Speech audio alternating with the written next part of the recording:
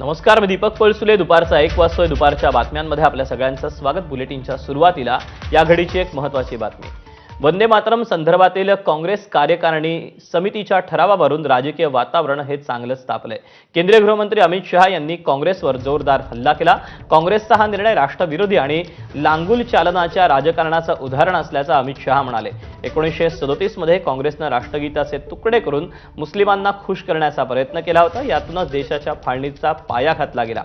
देशातील जनता काँग्रेसचा हा निर्णय सहन करणार नाही. दरम्यान काँग्रेस कार्यकारिणी समितीनं कालच्या बैठकीत पक्षाच्या कार्यक्रमांमध्ये वंदे मातरमची केवळ 2 कडवी गाण्याचा ठराव मंजूर केला आहे.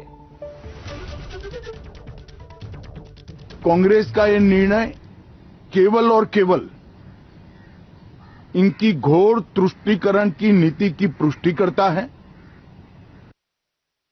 वोट बैंक के तुष्टीकरण के लिए उन्होंने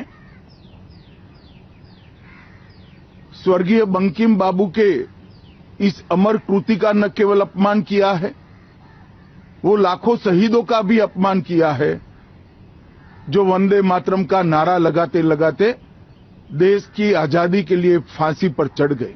मैं देश की जनता को अपील करना चाहता हूं कि एक बार इस देश ने गलती करी थी वंदे मातरम के 2 टुकड़े होने देने की, और एक गलती के गंभीर परिणाम हमने भुगते हैं। अब देश की जनता एकजुट हो और कांग्रेस पार्टी के इस फैसले के खिलाफ आवाज बुलंद करे कि अब इस देश में तुष्टीकरण की राजनीति नहीं चलेगी।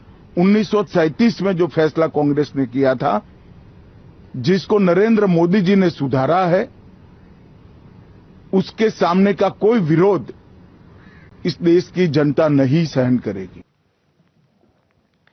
काँग्रेसनं संविधान विरोधी निर्णय घेतल्याचं मुख्यमंत्री देवेंद्र फडणवीसांनी म्हटलंय. स्वतंत्र भारताच्या संविधान विरोधी काँग्रेसची मानसिकता असल्याचं मुख्यमंत्री म्हणाले.